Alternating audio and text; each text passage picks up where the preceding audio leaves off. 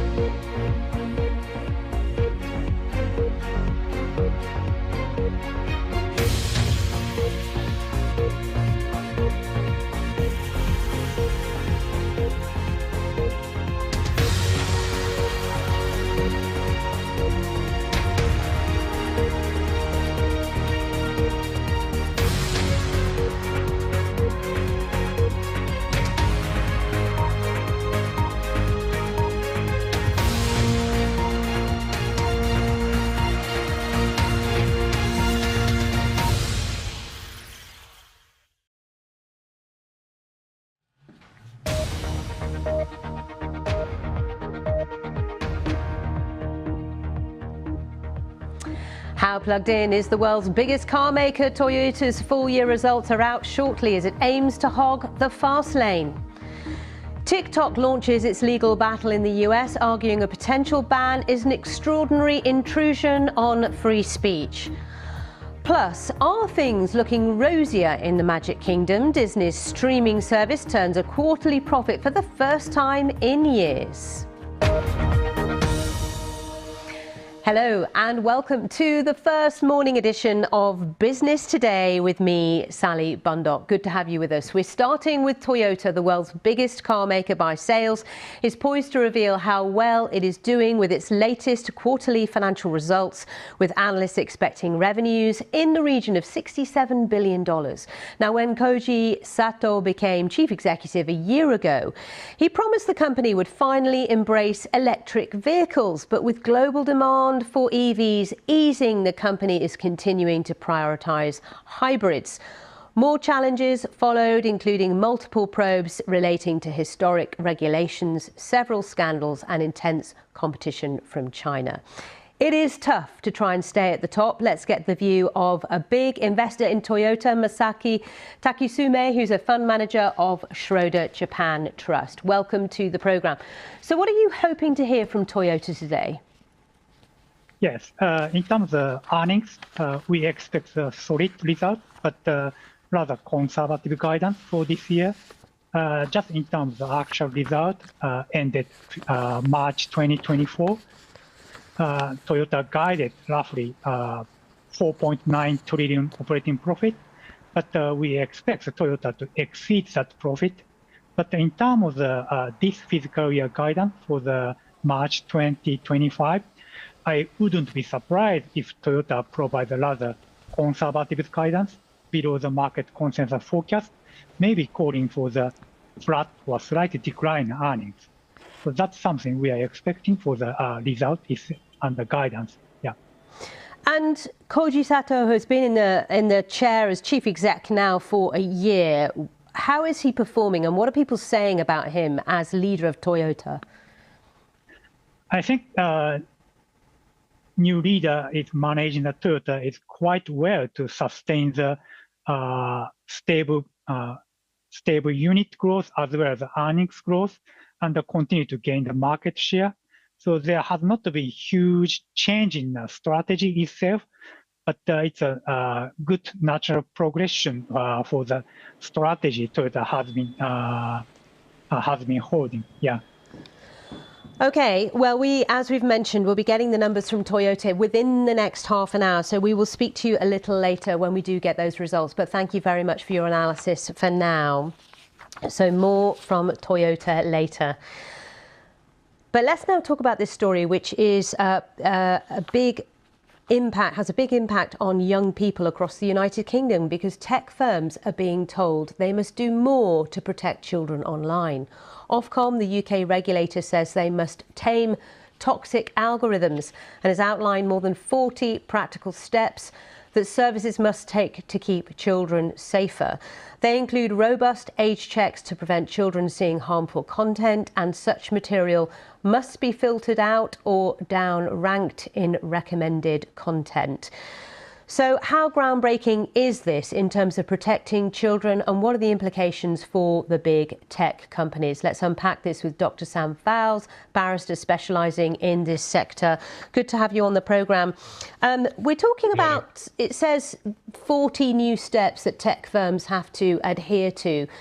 Talk us through what this really means in the law. Is this really got teeth, Ofcom's new moves? Yes, potentially is the answer. So the Online Safety Act, which was passed last year, that puts quite a radical duty on tech companies, who have always said, we're just publishers, we're not responsible for the content of what's on our platform. The Online Safety Act says, well, in respect of children, now you are. You've got a duty to protect children. However, that duty was quite broad. It didn't have much detail. The code is putting more flesh on the bones of that. So the code is essentially Ofcom saying, this is what compliance with your legal duty looks like. So although the code isn't enforceable in and of itself, it's how it shows you how you comply with the legal duties under the Online Safety Act to protect children. It's interesting that some of the leading campaigners who have been looking to try and protect children, parents who've lost children, sadly, in circumstances linked to harmful content online, are saying that this is just not strong enough, the reaction from Ofcom in terms of the steps they're taking. Yes. I think the criticism that's being made of it is that it's all a bit surface level. So Ofcom are targeting the right areas. They're looking at age checks. They're looking at whether the algorithms recommend harmful content, and they're looking at content moderation. However, the core problem seems to be, though, that not a technological problem, but a business problem. And the business problem is that the way algorithms work in these sort of sites is they want to get you hooked. They want to draw you in. And they do that by recommending more extreme or intensive content in the area that you're interested in. So if you're interested in, I don't know, football, they're going to offer you more and more intense football content. Fine if it's football, more of a problem if it's something harmful. And I think that's what parents are worried about. So just, Sam, very quickly in summary, the tech companies themselves, the likes of Meta and others, TikTok, are they concerned about this? Will this change their behaviour in terms of how they police what kids are able to see? I think it has to change their business behavior to a certain extent. The question, of course, is how tough Ofcom are going to be with enforcing this. So Ofcom have got some very tough powers. They can fine up to 10% of global turnover. The question is going to be whether they use those powers. And that's what eventually is going to make tech companies sit up and take notice. All right, Dr. Sam Fowles, thank you very much for your analysis. And just to say that there is a very in-depth, detailed report on our website about that. Do take a look online. Now let's bring you some other business stories. A nationwide issue which caused huge delays at passport e-gates has been resolved, so says the Home Office. Airports including Heathrow, Gatwick, Edinburgh, Birmingham, Bristol, Newcastle and Manchester all confirmed a border force problem was causing delays, with arrivals late on Tuesday.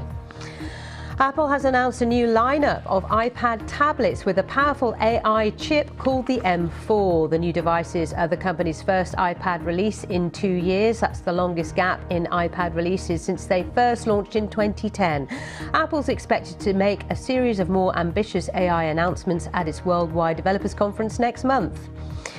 Meanwhile, the US has revoked export licenses that allow companies to ship goods, including advanced semiconductors, to the Chinese tech company Huawei.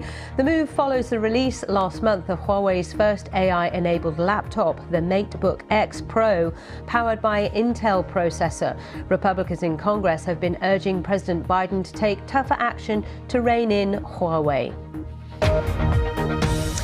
Let's stay with technology because the short video app TikTok has filed a lawsuit in the United States aiming to block a law that could ban it in the US.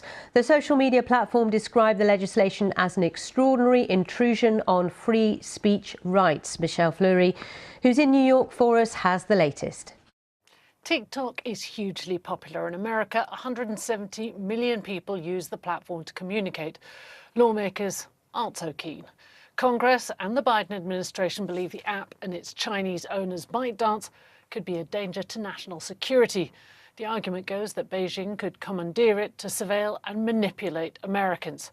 So they've given the company until the day before the next US president takes office on the 20th of January to sell or face a ban here in the United States. TikTok, well, it's fighting back, challenging the constitutionality of the new law, arguing in its legal filing, for the first time in history, Congress has enacted a law that subjects a single named speech platform to a permanent nationwide ban. The company also says that it's not possible legally, technically or commercially to divest within that timeframe. Part of the challenge is that with 1 billion users worldwide, a lot of its content is actually available across borders, making it all on harder to unpick. The US Justice Department declined to comment, but here's what White House Press Secretary Karine Jean-Pierre had to say when asked about why President Biden continues to use TikTok for his political campaign. So as it relates to the campaign and obviously other congressional members, they have to speak to themselves. The campaign has to speak to it. We've been very clear, what this law is not a ban, it is a divestment. TikTok CEO Shou Chu, who appeared with his wife Vivian Cao at the Met Gala last night, is hoping TikTok's other recent First Amendment victories in the US, like blocking the state of Montana's bid to ban it, will help it prevail again. Outside of the courts, TikTok's best hope in a general election year is for Donald Trump to retake the White House, given that one of Mr. Trump's big backers and a major Republican donor, Jeff Yass, is also a TikTok investor. Michelle Fleury there. Let's now focus on Walt Disney Company. It's recorded its first quarter of profitability in its streaming division after years of losses, saying it has added 6 million new subscribers to Disney Plus. But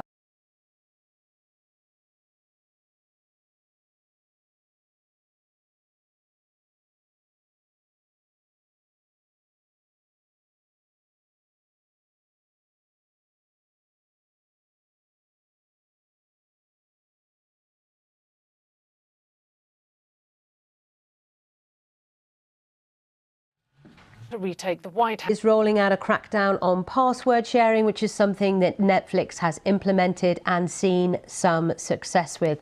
Well, let's unpack this with Tom Stevenson, Investment Director at Fidelity. Good to see you, Tom. So how are things in the Magic Kingdom for Disney? Because it's been a torrid time for several years, hasn't it? With Bob Iger going and coming back, where is it at now? Well, like everyone else in the entertainment business, Disney is going through quite a difficult transition. And the focus of that transition you've mentioned is this shift from the cozy world of cable subscriptions to the much more competitive and low margin and hungry world of streaming. You know, I say hungry, it's a hungry beast. You have to keep feeding a streaming service with new content. And you have to keep growing subscribers. And this is the challenge for Disney, is moving from that old world, profitable world, to a new, much more competitive world. There was some good news in these results. As you say, the core Disney Plus streaming service and Hulu, its smaller partner, is back in profitability. But what the market didn't like, and this caused a big fall in the share price yesterday, was the guidance for future quarters was a bit soft, and that is what the company is looking for. You're absolutely right. There's been a very painful boardroom battle with the activist investor Nelson Peltz. Disney won that. Now it has to prove that it can get back to profitability on a sustainable basis, and that's what the market is a bit suspicious about. It doesn't know that it can really make that transition. Yeah, and I guess it's a watch this space scenario, isn't it? Because a lot of the unknowns, one of them being the pandemic and the impact on Disney and its theme parks. I mean, it has been, as I said, in recent years, been through a really difficult phase. Is it a kind of wait and see now? Because the big challenges, some of them have been sorted out. Absolutely. So if streaming is one big challenge, the second big challenge really is the transition, how to navigate this transition from the pandemic. So everything shut down in the pandemic. Then there was a return to normal life, if you like, and people started going back to the theme parks.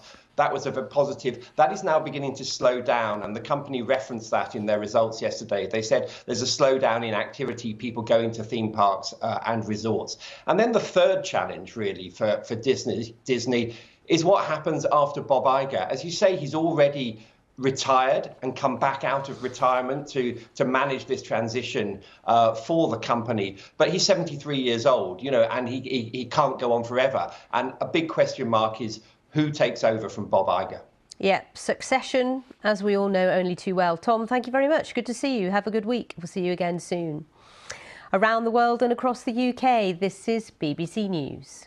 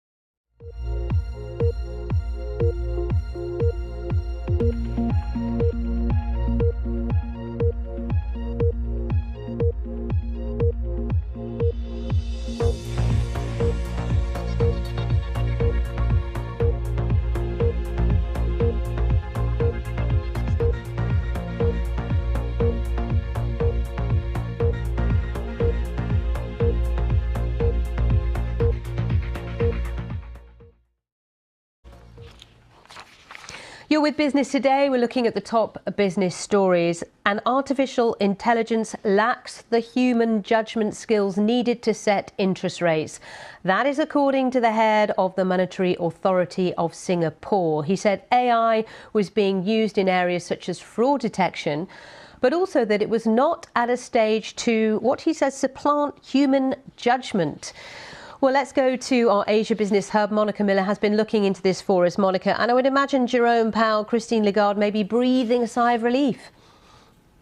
Yeah, central banks really need to figure out what they want to do with this technology. There are pros and cons, but as you had just described, the head of the central bank here in Singapore had raised concern that artificial intelligence does lack human judgment skills on things, particularly, say, interest rates. You know, there is a great deal of judgment involved, human understanding of behavior, and trying to figure a path forward for how do you deal with something like the cost of living. You know, but they also raised concerns about AI will get into the wrong hands and can be used by cyber criminals looking to launch attacks on the system. You know, but again, while there are plenty of dangers here, the panel at this conference in Switzerland also said that they agree that there are great benefits when it comes to the advancements of AI and that it's currently being used in some economic models as well as areas to detect fraud. OK, Monica, thank you very much indeed. Interesting, we'll keep an eye. Now let's head to Finland, where one city is on an ambition neutral. Home to 120,000 people, Lahti was once a polluted industrial town, but over the past couple of decades, it has transformed itself. And 3 years ago, it was named Europe's green capital. Adrian Murray has been to Lahti to find out what lessons other cities can learn. Warming up for another big game. It's not just goals that the Pelicans want to score. Lahti's ice hockey team is trying to go green. This arena uses renewable energy, and the team travelled to domestic matches on a biodiesel-fuelled bus. We are going to zero, and we like to go below it, even to negative. The biggest thing why we start this project, we like to show the way how to do things better. Their efforts have helped win sponsors and also influence the fans. When we started counting, almost everybody came by their own car. Nowadays, they have changed their habits. Lahti was once a polluted industrial city, but over the years, it's transformed itself and is forging a greener future.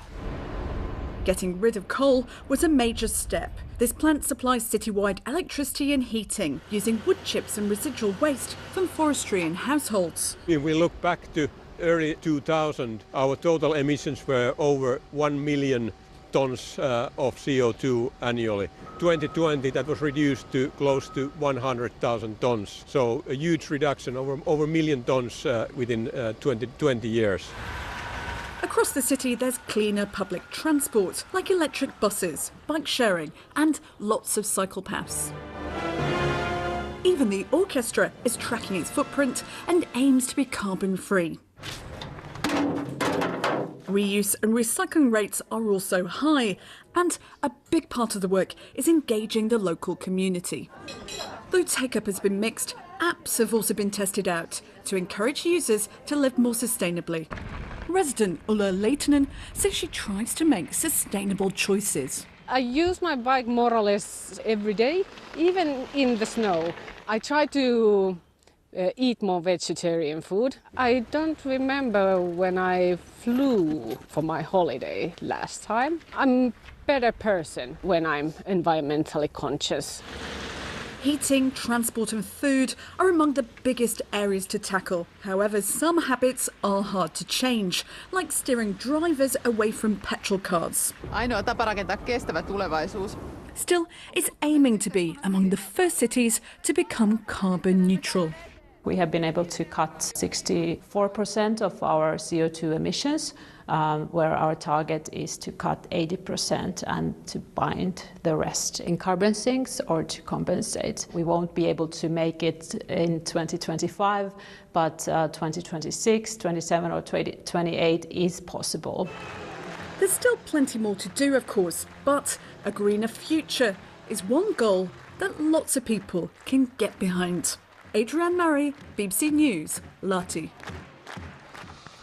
In India, the Supreme Court has ruled that liability for misleading advertisements must be carried not just by advertisers and companies, but also by those celebrities and influencers who are endorsing them. From Delhi, here's Arunoday Mukherjee, who has more on the court's decision. Expressing concern about the risks of misleading and deceptive ads, the Supreme Court has suggested a few precautionary steps, asking advertisers to fill up a self-declaration form and upload it to a relevant portal and share it with relevant authorities.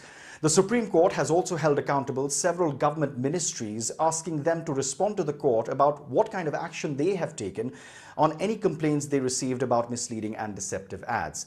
Before this hearing, the Supreme Court also cautioned FMCG companies against the advertisements that they put out where they claim their products can cure certain illnesses.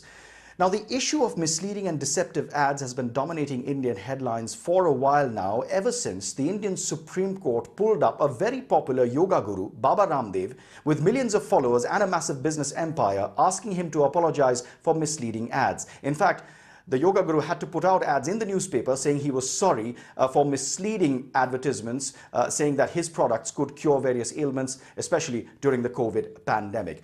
Now, all these observations by the Supreme Court are being seen in entirety and as a caution and a warning to the entire advertising industry in the country. Arunadai Mukherjee there. Now, the Olympic flame for Paris 2024 will arrive on French soil today after completing its Mediterranean crossing from Greece to Marseille. Brands are queuing up to associate with this Olympics and the Paris Games. One's the world's largest luxury goods company, LVMH.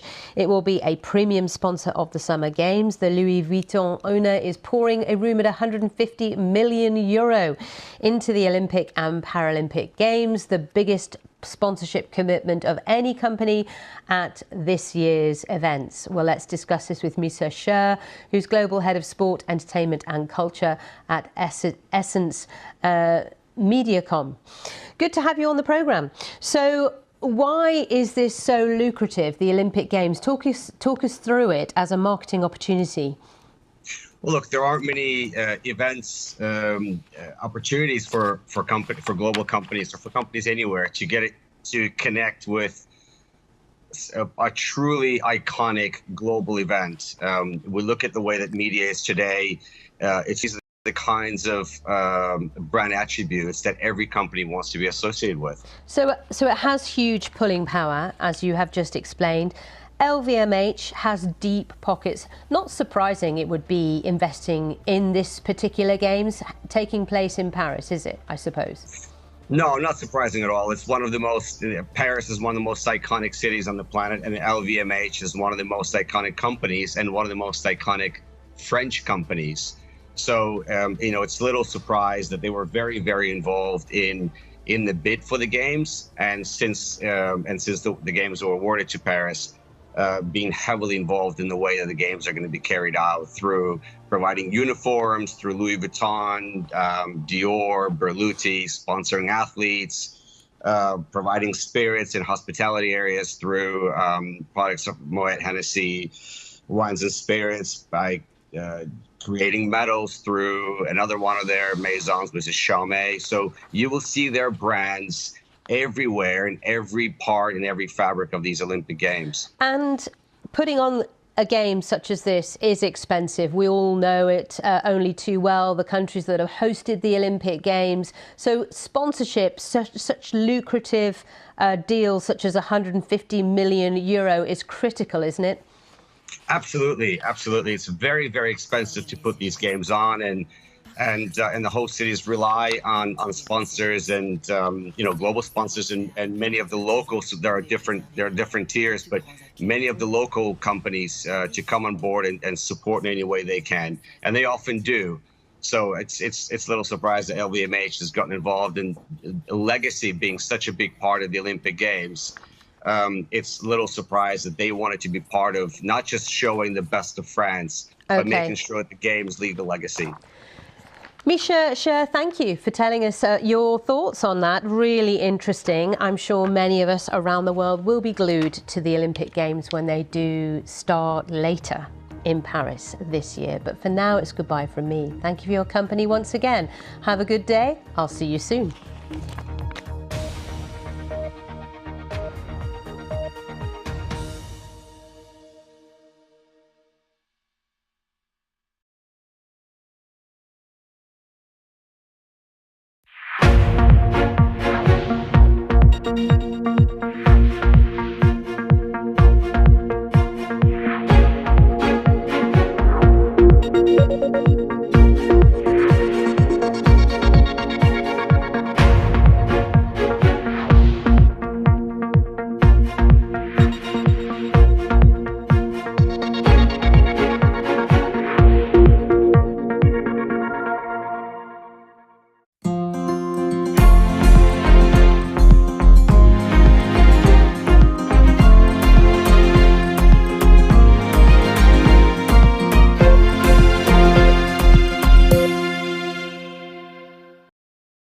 Hello, I'm Yalda Hakim. Welcome to the Daily. Martin Croxall. Geeta Gurumurthy. I'm Aaron Hazelwood. Sophie Rayworth. Matthew Emery. Any presenter at 7 and 8.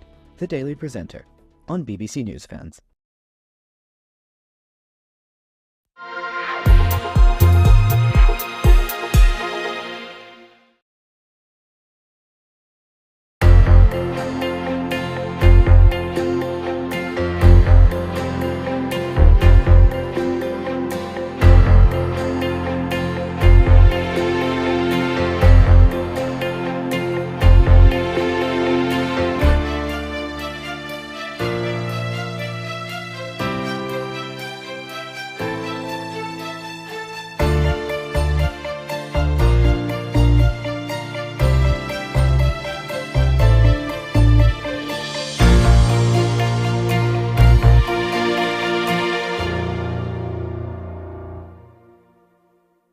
Good evening. Welcome to North West Tonight. Good evening and welcome to the programme. Thank you, Rita. Coming up on Tonight South Today. Hello, good evening. Thank you for joining us and welcome to Look North. Welcome to Spotlight Tonight. Across the UK on BBC News Fans.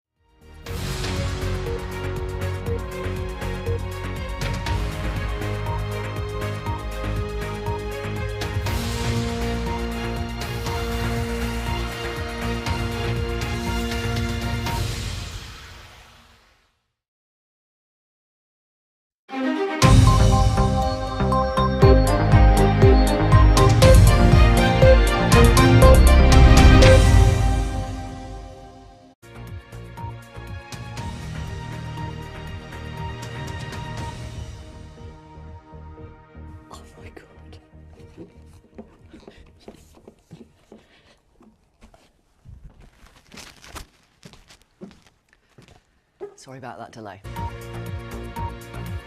No. We didn't know what to do then. Should Peter join me? Should he not? Hello, this is BBC News, and that's Peter Bevan. I'm Martine Croxall. Now, that's been expanded to include the Moderna and Novavax vaccines. Now, if the trial is a success, it will affect the rollout not just here, but globally.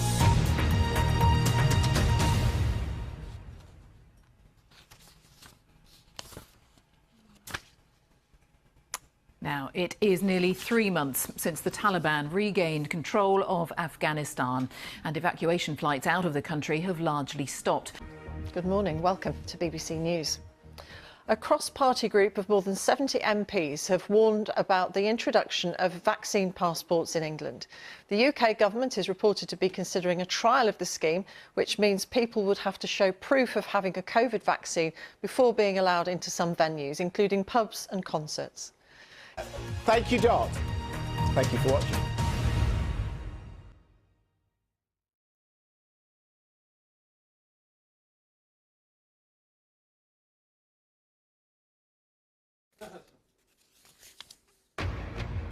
Tonight at 10, the Queen leads the tributes to Captain Sir Tom Moore, who's died at the age of 100. I'll keep on going whilst people are still contributing to the National Health Service. He was the lockdown hero who raised a fortune for NHS charities and touched the hearts of people around the world. The cause is so good. From that point of view, I'm delighted that we've got so much money for such a good cause. Captain Tom was knighted last summer. I've lost the pictures now, Mark. I don't know where we are. Recognised. Pushing into southern areas gets nibbled away at. Watch the wind direction. It's an easterly, and then in western areas. Bit of an advance of the front pages, so I want to bring you up to date with what we have on the papers that we've received so far this evening.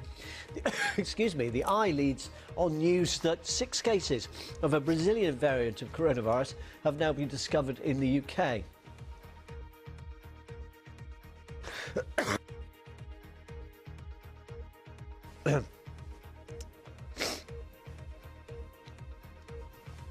Sorry about that, I just needed to have a cough. It highlights the fact that one of the infected travellers remains unidentified.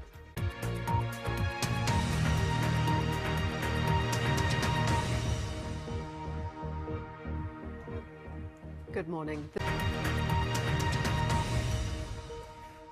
Well, now on BBC News, it's Talking Movies, and they're reporting from New York on the 20th anniversary of screen legend Robert De Niro's Tribeca Festival.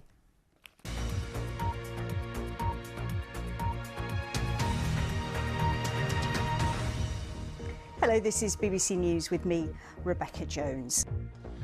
And Sir Richard Branson prepares to venture to the edge of space on the first passenger flight of his Virgin Galactic spaceship.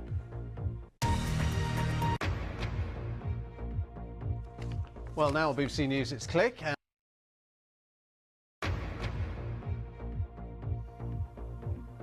hello, Roger. Hi. We'll be starting a little bit late because Richard's up. Athletes continue to arrive in Tokyo ahead of this week's Olympics. More test positive for COVID. Apparently our director Gareth is very proud of this. He's managed to superimpose the analogue clock on Louise's knees. I mean, I think it looks good there. I mean, it's good. Oh, oh, hold on. Look. Yep. Oh, so if I go in there. Oh, this is weird.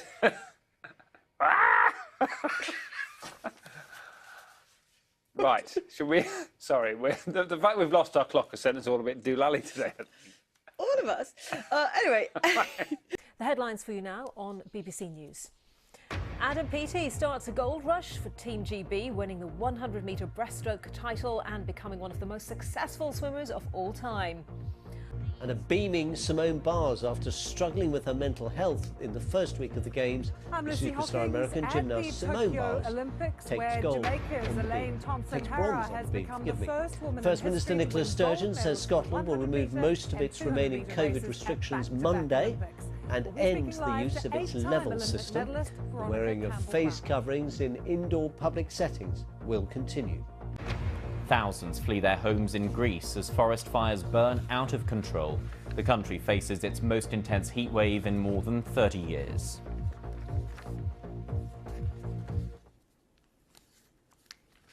Well, that was abrupt, wasn't it? Time now on BBC News for Hard Talk. Time now for a look at the weather. Staff has the details.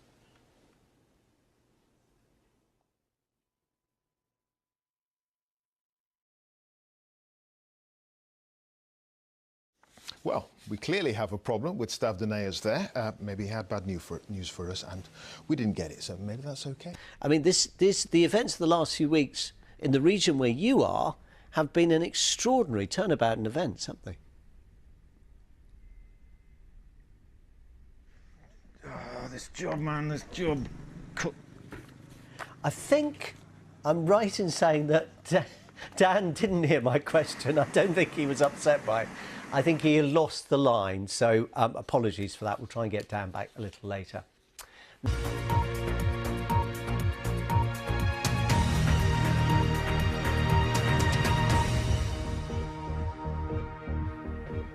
Hello, and if you've just joined us, welcome to BBC News. Well, the players are on the pitch for the game between one of the oldest rivals in football, England, Scotland. and Haiti's Prime Minister has sacked a prosecutor who was investigating his alleged involvement in the assassination of President Juvenal Moïse. Mr. Moïse was killed during an attack on his residence in July.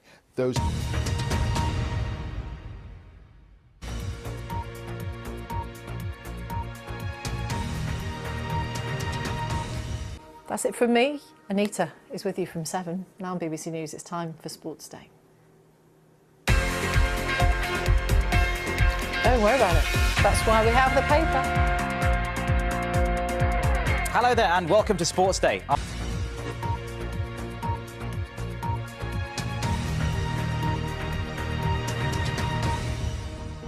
Well, our political correspondent Damien Grammaticus joins us now with the very latest. And Damien, I suppose this is an issue for the government. The more successful the vaccination programme is, the more the pressure to ease restrictions quickly.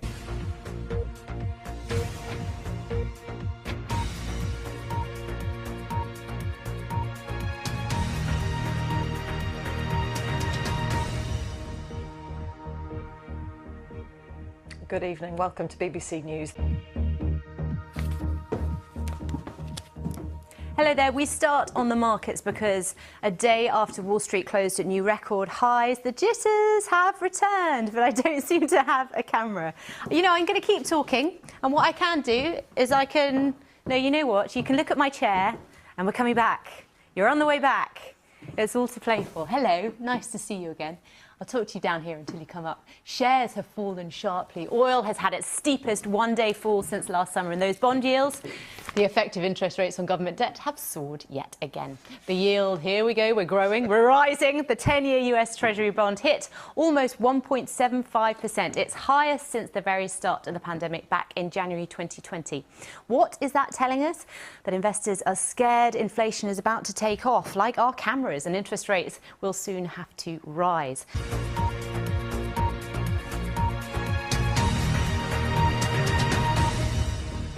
Hello, this is BBC News. I'm Lukwasa Burek. Now, part of 20 miles south of the Icelandic capital lies Mount Keilir.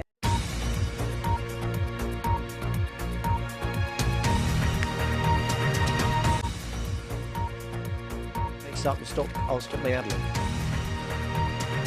Hello again, welcome back. This is BBC News. I'm Sean Lay, the headlines. We find out how teachers are coping with the bumpy start to the new term.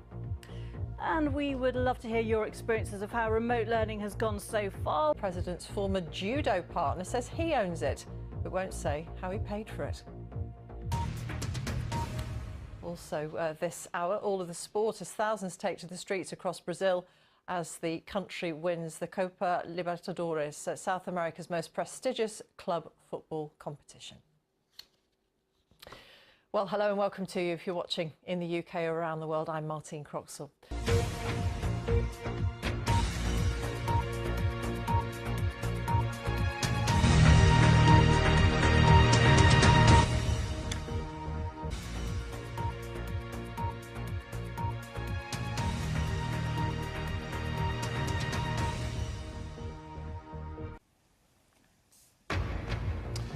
Australia receives its first doses of the Pfizer vaccine, with inoculations due to begin next week.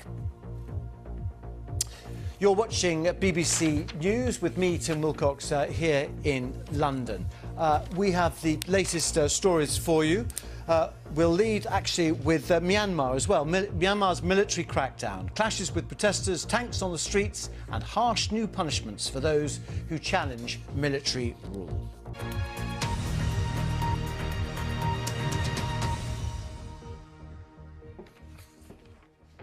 Hello and a very good evening.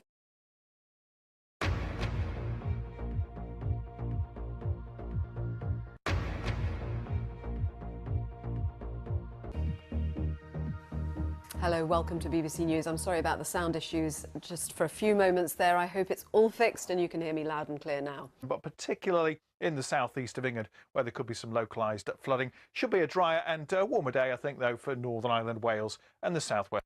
Downpours not just across Scotland, northern England, but particularly in the southeast of England, where there could be some localised flooding. Should be a drier and warmer day, I think, though, for Northern Ireland, Wales and the southwest.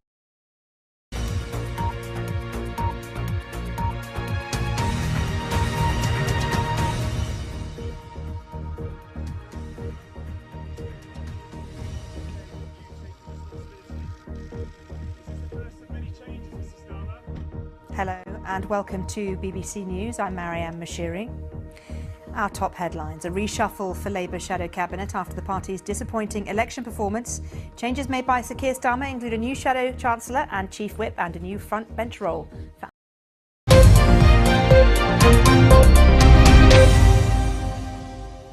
Good evening, welcome to North West Tonight. Good evening and welcome to the programme. Thank you, Rita. Coming up on Tonight South Today. Hello, good evening, thank you for joining us and welcome to Look North. Welcome to Spotlight Tonight. Across the UK on BBC News Fans. Hello, I'm Yalda Hakim. Welcome to the Daily. Martin Croxall. Geeta Gurumuthy. I'm Aaron Heselhoff. Sophie Rayworth. Matthew Emery. Any presenter at 7 and 8. The Daily Presenter on BBC News Fans.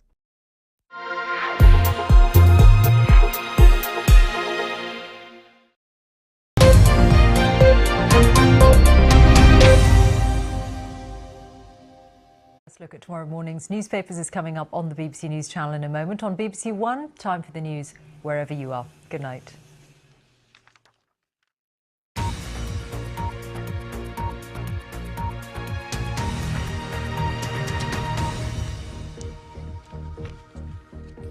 Hello, this is BBC News. I'm Michelle Hussein.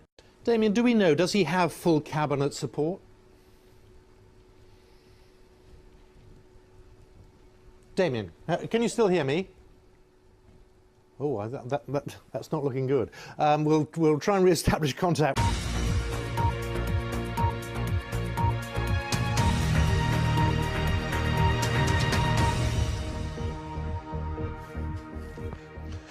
Just made it. Good afternoon. This is BBC News with the latest headlines for viewers in the UK and around the world.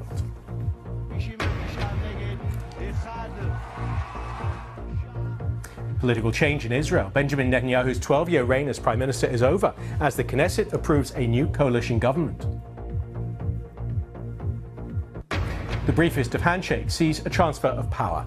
The new administration is headed for the first 2 years by the religious nationalist Naftali Bennett.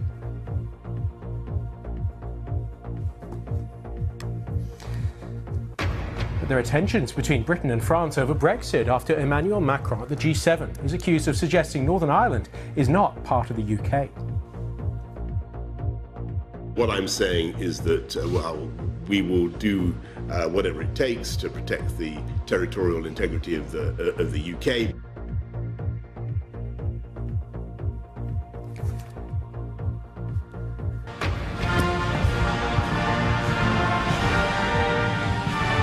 The Queen and the President. Welcome to Windsor for President Biden.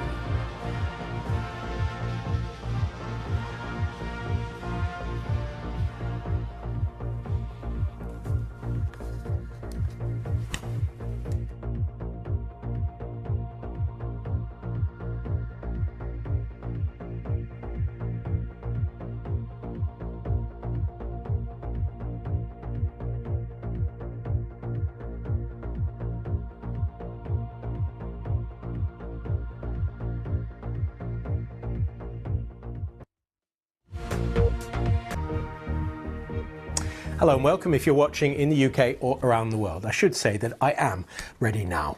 I mean, I think this is very unusual in Boris Johnson's government. If this had happened in late 2018 in Theresa May's government, when ministers... Hi there, can you hear me? This is the BBC. ...disagreeing with each other, left, right and centre, I wouldn't have been so... Sunak, the Chancellor... Excellent. OK, I'm going to fix Rishi Sunak has only had a...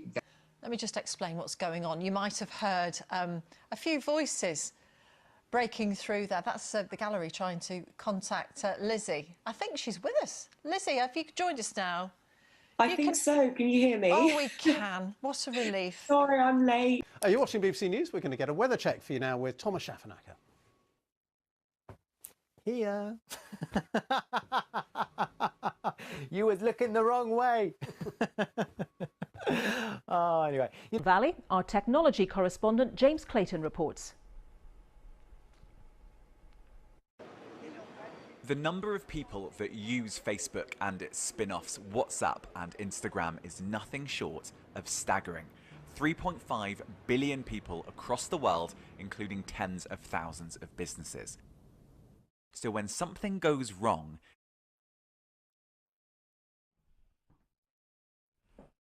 Facebook said, "We want to make clear at this time we believe the root cause of this outage was a faulty configuration change.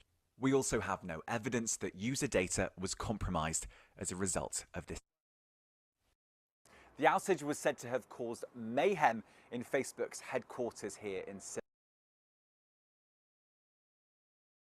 Today, a whistleblower who used to work for Facebook, Francis Haugen, will tell US politicians that Facebook's own research found that Instagram was dangerous to teenagers' mental health.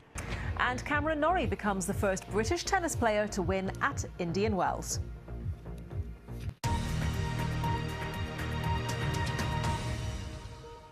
Thank you.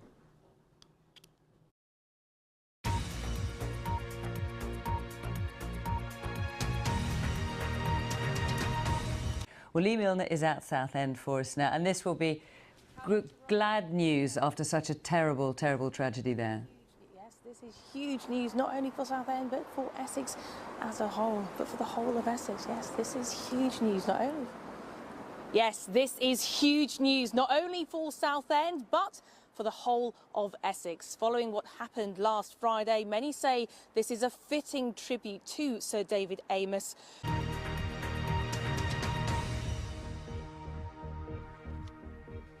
Hello and welcome if you're watching in the UK.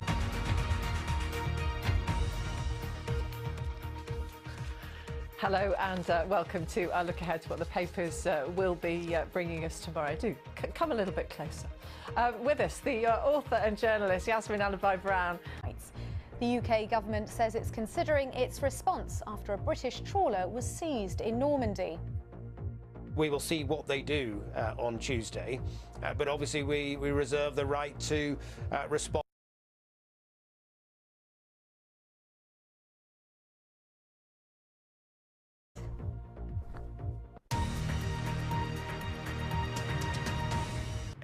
Often through kind of shady trade associations, they often have very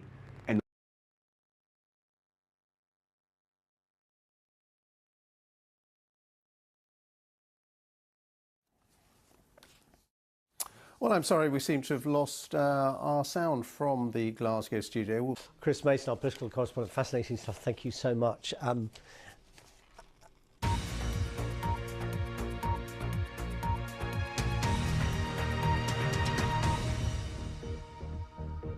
Hello, you're watching BBC News with me, Sean Lay.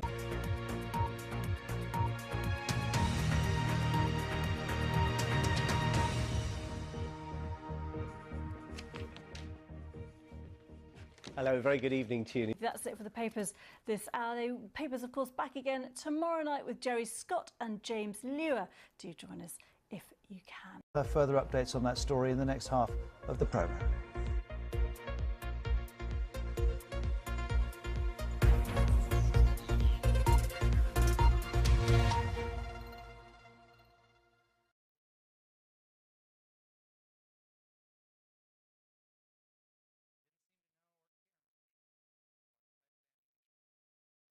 Well, I think we're still the worst if you look at the list in terms of infection numbers and sorry, hospitals 46,000 today in the UK. We're at the top, and Spain had what is very interesting. Frankie McCamley, BBC News. Well, let's join Frankie, who is at Westminster Cathedral, for us. Good afternoon. Amid rising coronavirus cases and tightening restrictions across continental Europe, leaders in the UK have been considering whether changes are required.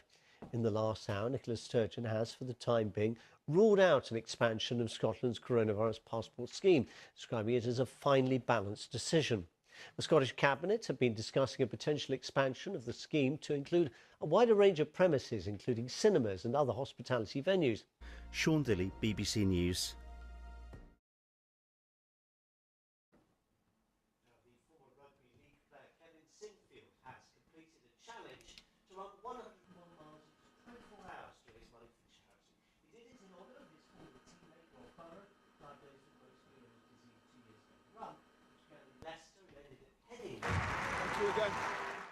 Kevin Sinfield, finishing at Sally Nugent, BBC News. Now, I hope that story made sense to you. My sincere apologies, I managed to disconnect my microphone. It's back now for all of 5 seconds to hand over to Ben Rich with the weather. Thank you very much, Sean. Heard you loud and clear with that weather hand there. Thank you. Hello, you're watching BBC News. I'm Sean Loader. The headlines this hour. The World Health Organization has classified a new COVID-19 strand. COVID-19 variant of concern and named it the Omicron. South Africa has denounced EU and UK travel bans as unjustified and draconian. From the smuggling gangs. Tonight we'll get reaction from Geneva, Amman and Paris. Has anyone got a workable solution to stop the trade in human suffering? And I couldn't get the real Carol, but this was our COVID compliant Carol. Samantha, I know you can see Carol. I was hoping you might be able to teach me and teach all our viewers around the world how to give the best hug. What do I do? Okay, so for people that you're very comfortable with, first get consent. Carol, is it all right? Can I approach? Am I safe to approach, Carol? Yes, yes, Victoria, yes. Okay, yes, I've got consent. The best way to hug is to go heart to heart. She may not be consenting after all. Samantha, I'm so sorry.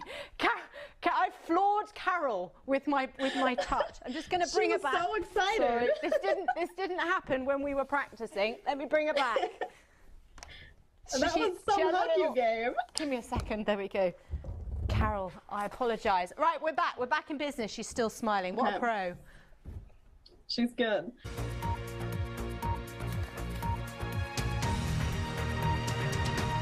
Hello, this is BBC News with me, Rebecca Jones. Let's get more now on the death of... Time for a look at the sports news now. Full roundup from the BBC Sports Centre with Jonathan. No, it's not Jonathan. Jonathan? No, I didn't know who it was. I hadn't turned round and looked. Tolson. I know who it is, Tolson. I just didn't know that it was going to be you. Please take it away. Tell us the sports news. I'll do my best. 3 of the home nations are in action this evening in Women's World Cup qualifiers, Martine, with that Ellen White. Done the pain, I guess. And sorry, Margaret. Sorry, Martine. England's women are now winning 13-0 against Latvia. Ellen White, to reiterate, has broken the England goal-scoring record for the women's game. So there you go. I completely deserved that. Completely. You did. I can't even pretend poor eyesight tonight. Can I? I've got my glasses on.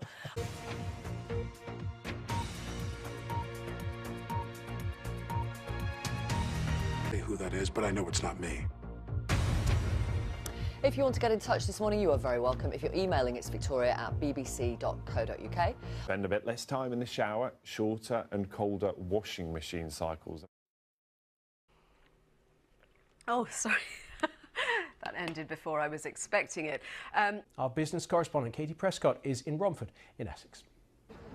Well, the Christmas tree is up here in the centre of Romford, and stalls are selling everything from Christmas trees to stockings branded with West Ham and Tottenham and Christmas wreaths. Certainly those memories of previous lockdowns hanging over the market.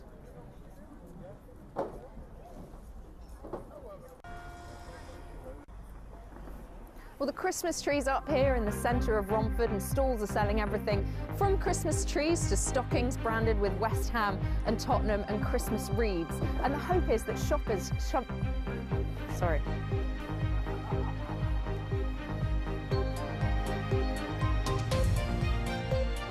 The Christmas tree's up here in the centre of Romford, and stalls are selling everything from Christmas trees to wreaths to stockings branded with West Ham and Tottenham. And the hope is that shoppers will also be getting into the Christmas spirit.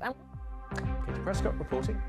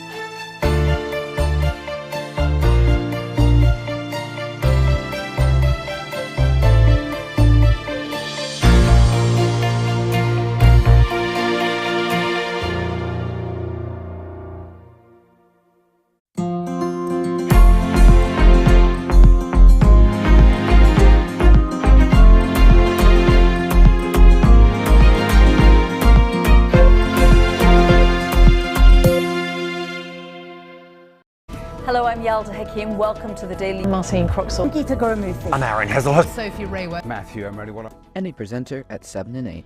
The Daily Presenter on BBC News Fans.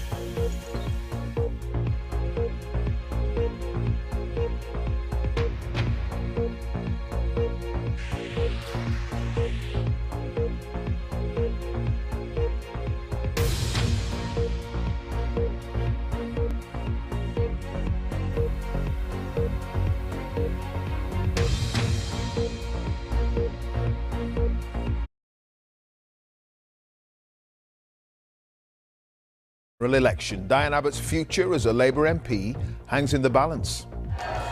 Attending a rally of supporters tonight, she said the party wants her out. They haven't given a reason for banning me. They just want me excluded from Parliament. Also tonight, investigators say the Singapore Airlines flight that hit severe turbulence, leading to the death of a man, dropped 178 feet in less than 5 seconds. Jurors in Donald Trump's hush money criminal trial in New York end their first day of deliberations. And up and away, the battle of the balloons between North and South Korea. On BBC London, a sharp rise in the number of young girls and teens sexually targeted on our transport network. And the Evening Standard is cut to just once a week.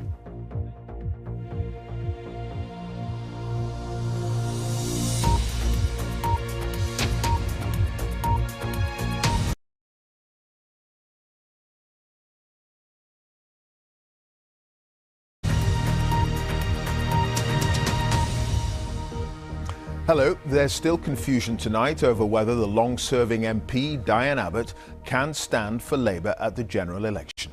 Her suspension from the party ended last night following comments on race that she made in a letter to a newspaper last year. But she told supporters in East London this evening that Labour wants her excluded from Parliament. A claim Sir Keir Starmer says isn't true. Joe Pike has our top story. At the last election, she was Labour's pick to be Home Secretary. This time round, Diane Abbott may not be allowed to run for the party at all. They just want me excluded from Parliament. So what happened? What happened to political independence? But talking of independence, it's unclear if she has a plan B. Will you stand as an independent, Diane? What's your message to Keir Starmer? This morning she told the BBC, "I am banned from standing as a Labour candidate." It took almost 5 hours until that was officially challenged. No, that's not true. No decision has been taken to bar Diane Abbott. The process that we were going through ended with the restoration of the whip the other day. So she's a member of the Parliamentary Labour Party, and no decision has been taken barring her. This row has been rumbling for more than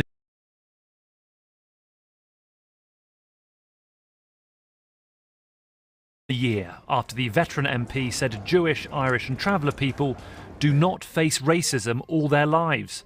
She apologised but was suspended and only readmitted as a Labour MP last night. Over decades, Diane Abbott built a reputation as a passionate and outspoken politician, but almost always from the back benches. It was only with the assent of her friend and ally Jeremy Corbyn that she got close to power, reaching the shadow cabinet in 2015, nearly 30 years after her historic arrival in Parliament. As Britain's first black woman MP. But since Keir Starmer took over, she's been consistently critical of him on social media. Among Diane Abbott's constituents, some say it's time to go. I think she has the opportunity to retire with dignity on what is a very significant record. I personally would like the opportunity to vote for a different Labour candidate. While at tonight's Stand for Diane rally, others are unhappy with the Labour leader. What do you think of how Keir Starmer has handled this? I'm disappointed with him as a leader. As I said, I would really like to be behind him, but this has made me just a bit shaky. It's like a setup. He's been very evasive. He's treated her appallingly with total lack of respect. Safe seats like this are rarely of interest in a general election. The Diane Abbott row has changed that. Some within the party argue today's confusion has been damaging and distracting from their key campaign messages. Others say it supports Keir Starmer's key argument that over the last 5 years, Labour has changed. The final decision on Diane Abbott's future lies with the party's national executive. Will you stand as an independent? But for now, her journey representing this community could soon come to an end. Joe Pike, BBC News, Hackney. Junior doctors in England will be taking industrial action again just a week before the election. The 5-day strike will begin at 7 a.m. on June the 27th and end early on Tuesday the 2nd of July. That's just 2 days before people go to the polls. Now it means there'll be thousands more hospital appointments and treatments cancelled. It's their 11th strike since March last year, as Hugh Pym reports. It started in March last year. Junior doctors in England out on strike in their dispute over pay. By the summer, walkouts were continuing, but for a time with talks underway, there were hopes of a settlement. By February this year, with the 10th strike, the dispute wasn't settled. Then came mediation talks, they failed, and another strike has been called. The government walked away and collapsed talks. There was nothing more that we could do to be able to have those talks with them because they refused. And so now we're asking, if they're not going to talk to us, to make a public commitment that gives the confidence in our committee that there is a plan for pay restoration. What do we want? Pay restoration! When do we want it? Now! By pay restoration, the BMA mean a 35% increase phased in to compensate for inflation over more than a decade. The government said that wasn't reasonable and awarded an average 9% last year. The Health Secretary Victoria Atkins had this response to the Doctors' Union. I'm angry. We know that industrial action last year had the impact that 1.4 million appointments were cancelled as a result of strikes. And to call this strike now, during a general election campaign, I think shows very cynical politicisation. Out in Sheffield today, there was a mixed view of the junior doctors' strike plan. I really support what they're doing in many ways, but I think they'll have to be careful that it doesn't backfire on them. Why would you upset the apple cart when you don't know who's going to have the reins of power to make the decisions in your favour a few weeks hence? If now, when are people going to listen? You know, they're doing it for a reason, for unfair pay and stuff. Labour said the chaos would continue under the Conservatives, but what would they do to resolve the dispute? That 35% pay claim is not one that I would be able to meet on July the 5th. I'd be willing to sit down and negotiate, because the journey back to fair pay is exactly that. It's going to be a journey, not an event. So let's work together on pay. The Liberal Democrats said ministers were to blame for the continuing dispute. It's the patients who I really fear for. The fact is that the Conservatives have had months, if not years, to resolve all of these strikes, and the fact that strikes are happening yet again just shows that they're leaving our NHS in a state of crisis and chaos. Whoever forms the next government will have to try to find a way forward and get talks going again, and possibly consider finding a different kind of offer. Junior doctors in Wales and Northern Ireland are in disputes with devolved administrations. Hospitals in England, meanwhile, are preparing to close operating theatres and cancel appointments on the next strike days. Hugh Pym, BBC News. Rishi Sunak has been campaigning in southwest England, saying the Conservatives would replace what he calls rip-off university degrees to fund 100,000 new apprenticeships a year. The southwest is a key battleground, and this map shows the current state of the parties in the region, which is dominated by Tory blue. Some constituency boundaries will change at the election, and Chris Mason has been travelling today with the Prime Minister. Bodmin in Cornwall, 1 week into the general election campaign. And the verdict from some folk here? It's okay, really. I think it's a good idea to have it. They're looking for your vote, of course, but I just think they're fighting with each other and it's ridiculous. What do you make of the whole high-quality apprenticeships? Oh, literally 2 weeks ago. Meet, greet, talk and move on is the rhythm for all the party leaders out and about. It is lunchtime, this is Liskeard, and the Prime Minister is arriving at a local broadband company. I've heard you're a bit of an expert anyway. Having a go at other people's jobs, all part of many a visit. Right, thank you very much. And listen out for the generous job offer, depending how things turn out. Yeah, that was a perfect splice if you're looking for a job in telecom. Yeah. There we go. The winding road to the 4th of July polling day still has plenty around the corner, and where every announcement prompts a flurry of reaction as each party seeks to undermine the others.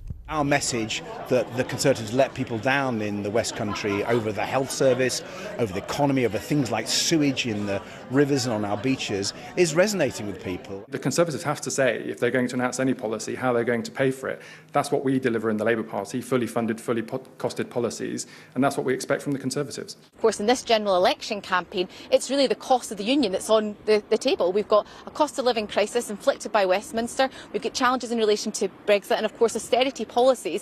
The Prime Minister's made quite a thing of projecting a certain energy. He's hurtled around England, Scotland, Wales and Northern Ireland the first couple of days. Now he's here in the southwest of England, a region teeming with Conservative seats he really needs to cling on to. And after a morning in Cornwall, next it's Devon. Late this afternoon, Rishi Sunak arrived in Dunkerswell at a military vehicle manufacturer to talk to members of staff and to reporters. Prime Minister, there's no doubt you're meeting plenty of people out and about, but are you changing many minds? Well, look, Chris, you can see we're having a conversation here, but I'm determined to talk to as many people as I can across this country over the remaining weeks of this campaign. That's how I started it, and as you heard, I'm thoroughly enjoying myself. I'm enjoying having conversations with people about the things that matter. Yes, I am changing minds. The tour for all the party leaders trundles on. Oh, and you can tell the election is getting nearer when you see pictures like this. 5 weeks to go. Chris Mason, BBC News, in Devon.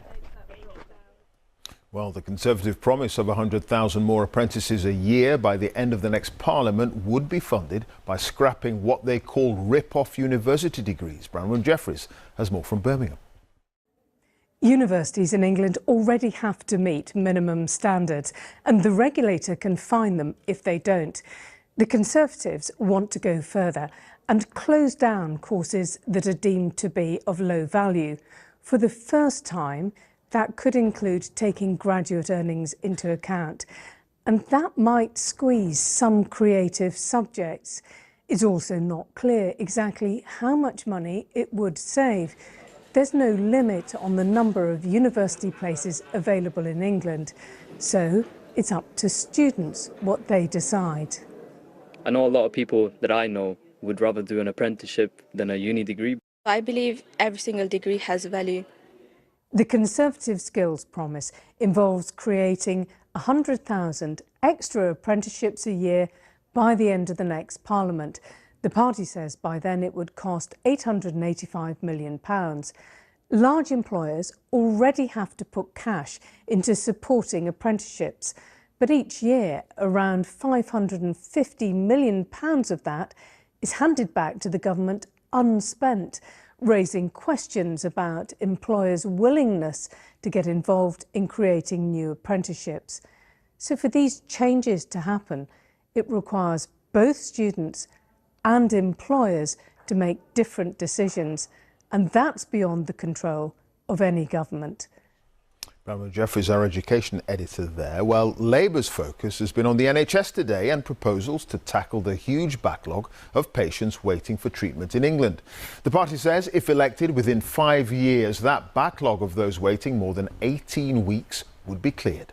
Sir Keir Starmer unveiled the plan alongside the Shadow Health Secretary, Wes Streeting. Dominic Hughes now explains how the proposals might work. The current waiting list for the NHS in England stands at 7.5 million treatments, and more than 40% of people have been waiting longer than 18 weeks. Well, Labour says that should it win power, it will, within the first year of taking office, offer 40,000 extra appointments every week on top of the 2 million or so that are already happening. And it's going to do this by encouraging the NHS to do more work in the evenings and at the weekends, and by making greater use of the private sector. Labour has also said it would double the number of scanning equipments that are available, because people waiting for vital test results are a key logjam in the system. So Labour says its plans will cost £1.3 billion in the first year. So where's this money going to come from?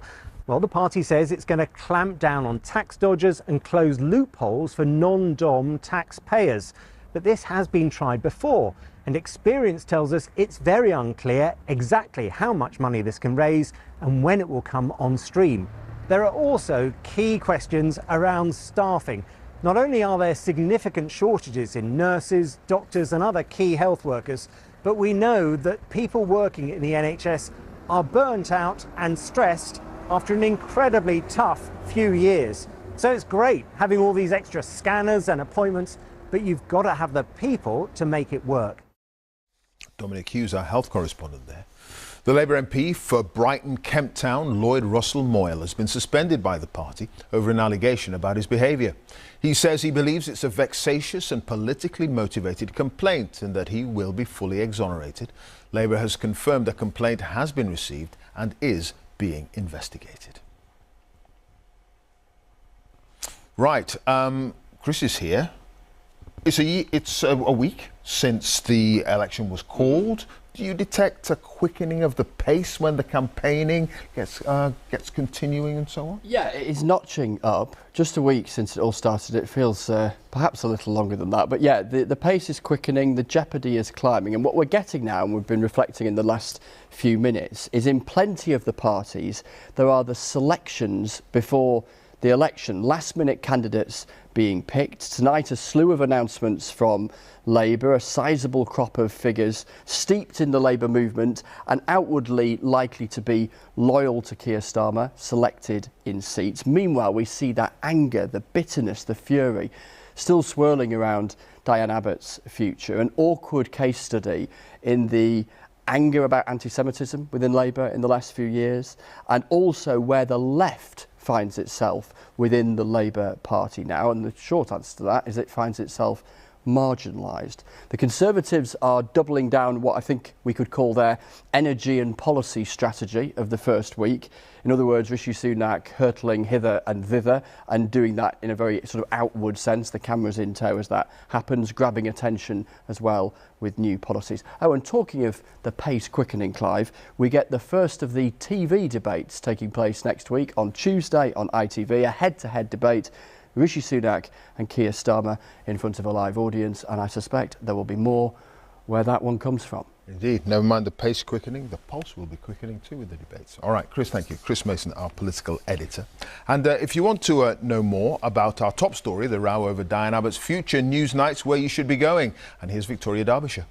Yes, thank you very much, Clive. And as Chris was just saying, the Labour row is deepening tonight beyond Diane Abbott, with others on the left of the party saying they are being barred from standing. So on Newsnight, we ask, is there a purge of the left? We'll speak to one of those candidates live. And what does it say about Keir Starmer's leadership? Plus, as 12 New York jurors begin deliberating in Donald Trump's hush money trial, we'll speak to his former comms chief, Anthony Scaramucci. All that, Newsnight, BBC 2, 10:30, or on the iPlayer. OK, Victoria, thank you for that. Now we're going to move on now because an initial report has found that a Singapore Airlines flight which hit severe turbulence last week, leading to the death of a passenger, had experienced a rapid change in gravitational forces. The aircraft basically rose and fell dramatically in the space of a few seconds, throwing around passengers who were not wearing seatbelts. The plane then dropped 178 feet in less than 5 seconds. Dozens were badly injured on board the flight from London to Singapore. Here's Katie Austin. The aftermath of last week's severe turbulence. Today, new details of how the terrifying incident over the south of Myanmar unfolded before the plane diverted to land in Bangkok in Thailand. An analysis of the flight data recorder and cockpit voice recorder says the plane probably went through an area of rapidly rising and falling air. Moderate turbulence was followed by the plane unexpectedly rising and the seatbelt signs going on. Then a swift drop, which caused people not wearing seatbelts to become airborne, the report says. When the aircraft went up again, they fell back. I would say it's the speed of the ups and downs, because the rapid changes over less than 5 seconds resulted in the plane losing 178 feet in altitude. If you're strapped into the aircraft, here's my person here, strapped into the aircraft, if there's a sudden drop in altitude, if you're secured to the aircraft, you will drop with it. However, if you're not, as the aircraft suddenly drops, you will stay where you are and the aircraft drops, and that actually results in then heads banging on ceilings, which is exactly what happened. Dozens were injured and 73-year-old Jeff Kitchen died. Earlier today, Singapore Airlines said 42 passengers were still in Bangkok, 26 of whom were in hospital. The airline said it was committed to supporting crew members and passengers, including covering medical expenses. Katie Austin, BBC News.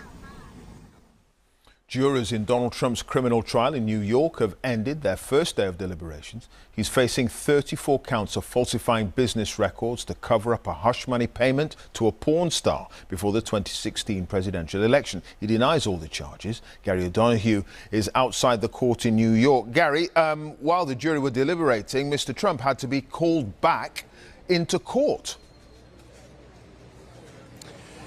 Yeah, Clive, the jury spent 4 hours and 37 minutes, to be precise, deliberating today, and that's after they heard the instructions from the judge at the beginning of the day, and he told them to ignore various bits of evidence, to only trust their own beliefs about the evidence, not to read or to understand or to look at anything else outside of the court. Now, they went in to deliberate, and then at the end of the day, this buzzer goes off in the court twice. The jury has questions. They want to hear some transcripts reread to them. They're not allowed to have those in the jury room for some reason. And they also want to hear some, or at least all, the instructions that the judge gave them all over again. That took more than an hour this morning. That will all happen tomorrow morning. Donald Trump, for his part, not sounding overly confident about his chances. He said that Mother Teresa wouldn't beat these charges. All right, Gary, thank you. Gary O'Donoghue there in New York. The mother of Amy Gray, who was 34 when she was killed on a beach in Bournemouth last Friday, has been paying tribute to her daughter. She said Amy, seen here on the left with her wife, was amazing, funny, kind and energetic. A second woman, who was also attacked, suffered serious injuries and remains in hospital. A 20-year-old man has been arrested on suspicion of murder and attempted murder. The former Scottish Health Secretary, Michael Matheson, has been banned from Parliament for a record 27 days for breaching expenses policy. It follows an £11,000 data bill racked up on his parliamentary iPad. He eventually admitted his children had used it to watch football while he was on holiday. His salary will also be withdrawn for 54 days. Criminal charges against the world #1 golfer Scottie Scheffler following his arrest at the US PGA Championships have been dropped. The American was arrested after trying to drive to the tournament in heavy traffic. He'd been charged with various offences, including second-degree assault of a police officer and reckless driving. The owner of Royal Mail has agreed to a £3.6 billion takeover bid from a Czech billionaire. The offer includes commitments to protect the company's public service offering. The deal will still need final approval from the government. Simon Jack's here to tell us more. Simon. Thank you, Clive. The first owner of Royal Mail was Henry VIII, 500 years ago. 12 years ago, it was split from the post office and privatised. Now, this man wants to be the next owner. Daniel Kretinsky, a reclusive Czech billionaire with stakes in Sainsbury's, West Ham Football Club, and he already owns 27% of Royal Mail's parent company. Now, clearly, this is a very sensitive case, so he is offering some assurances to allay concerns from unions and politicians. And they are to keep the brand, UK headquarters, and keep paying tax in the UK, maintain the one price goes anywhere universal service, and he's promising no compulsory redundancies till 2025. That's in line with the current deal between Royal Mail and the unions. And he said that may be extended with negotiation. That those are time-limited guarantees. But Royal Mail is not in the rudest of health. It made a loss last year of £348 million.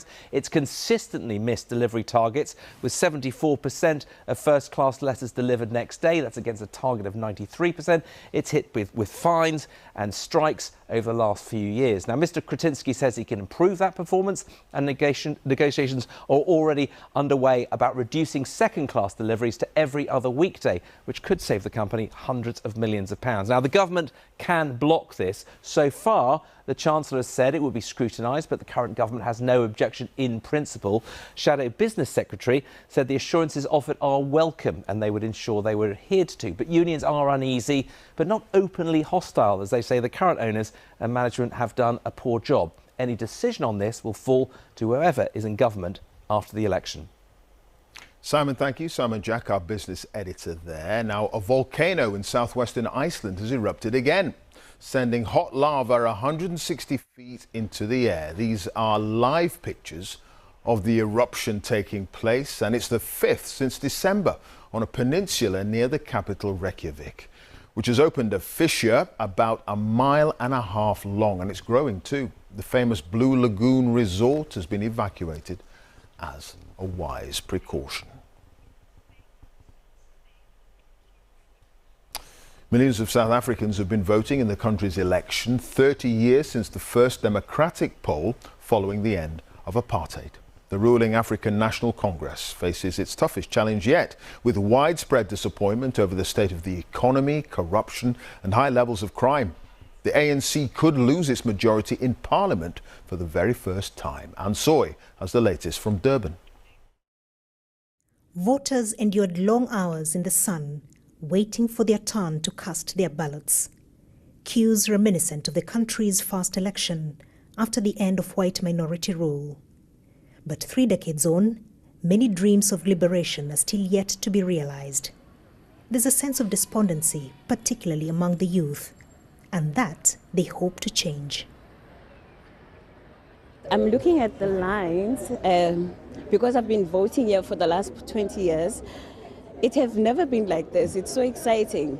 It's not about a political party. It's about what you're going to bring to the country that we don't have at the moment. For someone like myself who has a master's degree but is unemployed, so I'm definitely hoping that my today's vote is going to make the difference. This queue has gone round all the way to the other side of this building. South Africans coming out in their numbers to make their voice heard. This is billed as the most competitive election yet. They have 50-odd parties to choose from. It could be a fragmented vote, but importantly for them, they get to have a say on who has the best solution for their challenges. This vote is a verdict on President Ramaphosa's record. Under him, the economy has all but stagnated.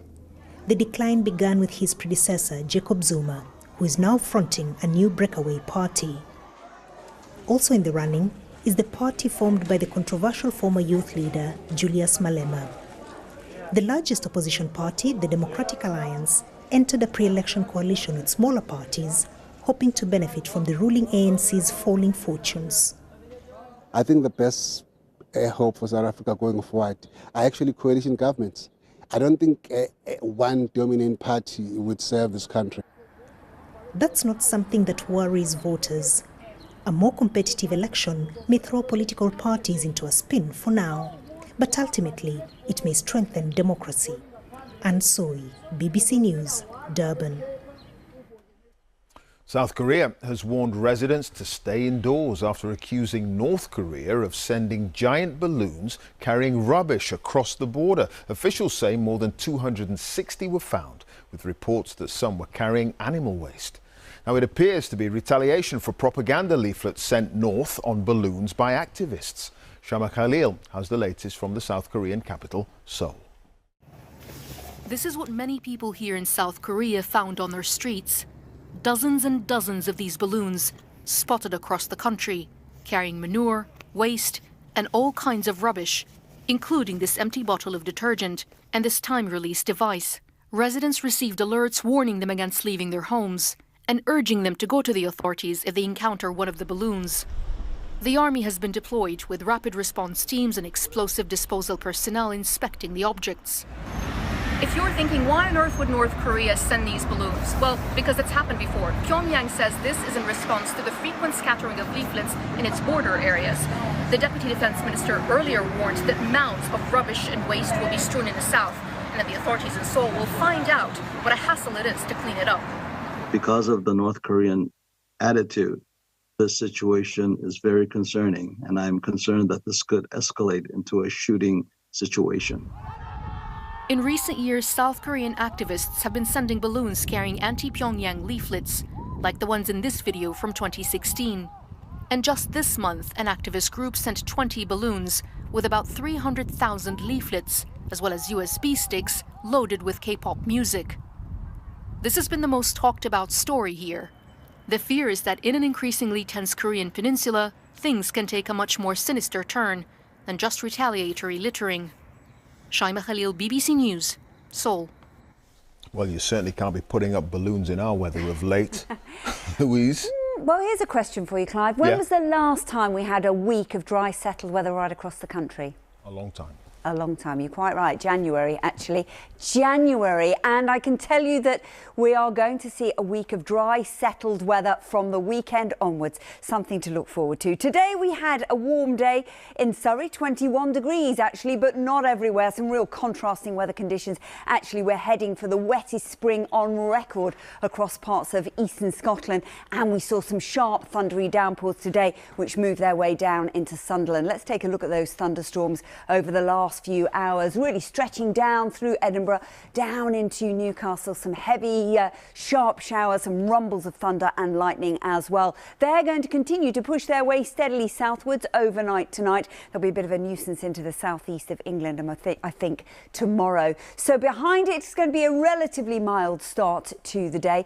Double digits quite widely across the country, but there will be some sharp showers. A brisk northerly wind driving the showers further south. So we will see some across East Midlands into East Anglia, South East England. Again, maybe the odd rumble of thunder by the time we get into the afternoon. Drier and brighter conditions out to the west, but still pretty breezy. So with a little more shelter, that's where we'll see the best of the warmth. Around 18 or 19, maybe 20 degrees if we're lucky. But a cooler story along that exposed east coast. But high pressure is building, and once it arrives, it is going to stay with us. Now, don't get too excited to begin with, because we will be chasing cloud amounts around, particularly coming in off the North Sea. So we're going to have to keep an eye on that. But ultimately, it's a dry story right across the country. So dry with some sunny spells from time to time, and temperatures will gradually climb up to highs of 22 degrees. Clive. All right, Louise, thank you. That's it. Now, let's join our news teams for all the news where you are. Have a very good night.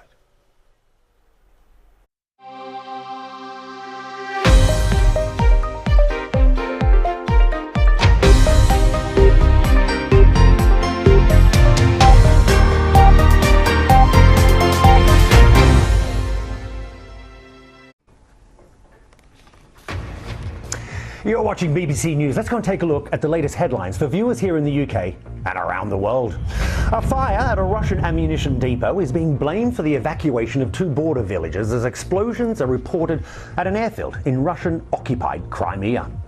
On a visit to Ukraine, the UN chief says any damage to a Russian-controlled nuclear plant would be suicide. The US is urging action now.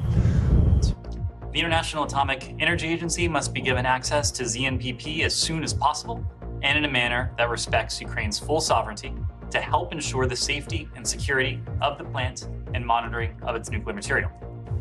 A US judge unseals documents that authorize the FBI to search Donald Trump's Florida home. The Australian Prime Minister speaks out as the bomb maker responsible for the 2002 Bali terror attack has his sentence reduced and is eligible for parole. As a new COVID vaccine is rolled out, a hospital in Birmingham trials a new drug to help stop patients with immune problems from catching the virus in the first place. And we're going to be telling you the story behind South Africa's Amapiano music scene. It is one of the fastest growing new music genres.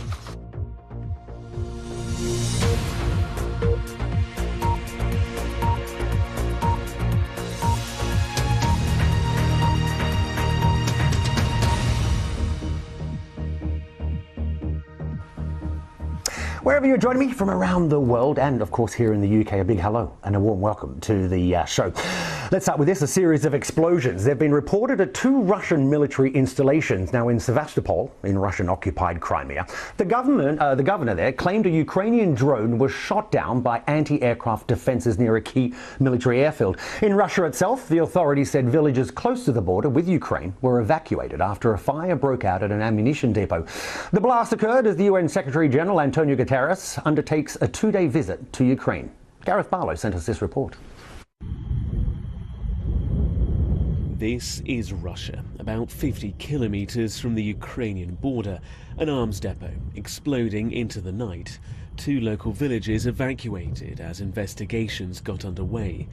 The blast comes as a series of explosions were reported at an airbase in Russian-occupied Crimea. The exact cause of the blasts in both cases unclear. The latest blazes, though, are part of a broadening recent trend of incidents at key Russian installations far behind the front lines, as these pictures of another airfield in Crimea, which appear to show damage following a series of explosions earlier this month, will attest. Earlier on Thursday, President Zelensky met the Secretary-General of the UN, Antonio Guterres, as well as the Turkish leader, President Erdogan. Top of the agenda, the continued Russian occupation and militarization of the Zaporizhzhia nuclear plant in southern Ukraine, a situation triggering warnings from around the world. The United States condemns, in the strongest terms, Russia's reckless disregard for nuclear safety and security. Along with our allies and partners, we call on Russia to cease all military operations at or near Ukraine's nuclear facilities and to return full control of the ZNPP to Ukraine. Speaking at their joint meeting, Turkey's President Erdogan called on Moscow to demilitarize the area, warning of the risk of another Chernobyl at the plant. The United Nations chief adding that he was gravely concerned about fighting near Zaporizhzhia. Common sense must prevail to avoid any actions that might endanger the physical integrity, safety or security of the nuclear plant. And the facility must not be used as part of any military operation. Later on Friday, Antonio Guterres will travel to Odessa, the vital Ukrainian port, once again exporting grain around the world. Turkey and the UN brokered the deal to resume shipments, the only diplomatic success so far in this 6-month war, and it's hoped the backbone for more deals to come. But the prospect of peace, as things currently stand, still seems as hollow as these cavernous, war-torn ruins. Gareth Barlow, BBC News.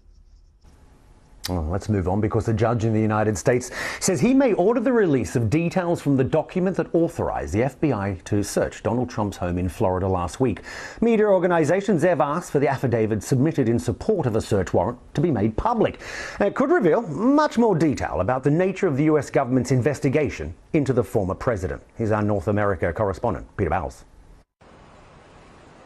A day in court to get more information about the search of Donald Trump's home and the alleged crimes the Department of Justice is investigating.